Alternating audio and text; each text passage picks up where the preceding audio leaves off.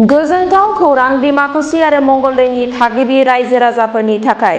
डिमाकुसि आरो मंगलदैसिम थांलाय फैलाय हान्था मेलानि थाखाय आसाम स्टेट ट्रेन्सपर्ट कर्परेसननि डिमाकुसिनिफ्राय मंगलदैसिम ASTC AC electric bus service हगारनाय जासिगोन।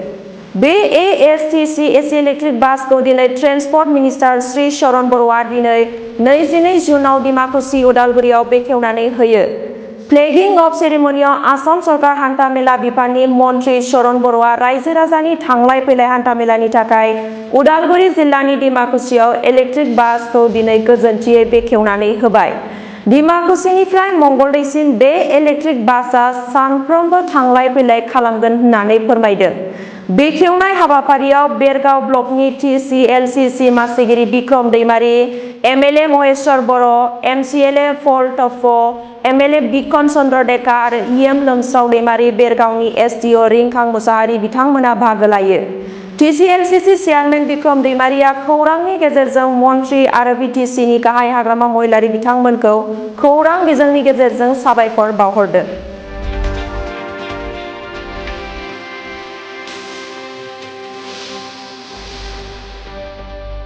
गिबियावनो जोङो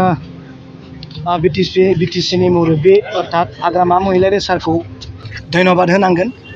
बिथाङा आसामनिनो मन्थ्रि अर्थात जोंनि बिपिएफ दोलोनिनो बिजाथि शरण बर' सार, बिथाङा दिनै ट्रेन्सपर्ट मिनिस्टार।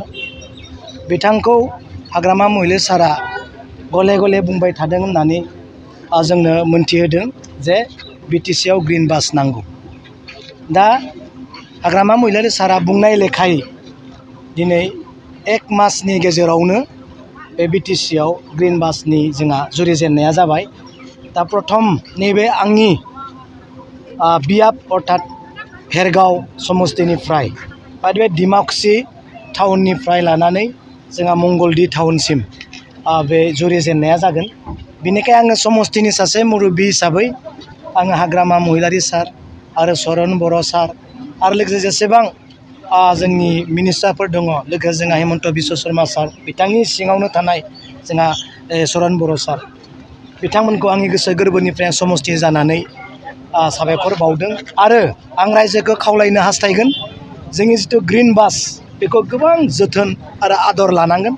बे जोंनि सम्पति, बेखौ जेन पाब्लिकआ जोंनि रायजो राजाया गोदाव सोराव जेन खालामा, मोजाङै जोथोन लायो।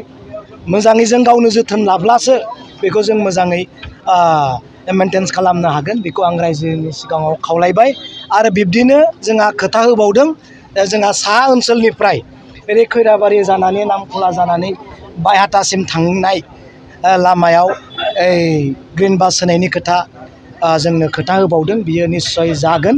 जोंनिनो मिनिस्टार जिहेथु ट्रेन्सपर्ट मिनिस्टार दङ, बियो सिरिबाङै जालांगोन होननानै जोंहा फोथायनाय दङ।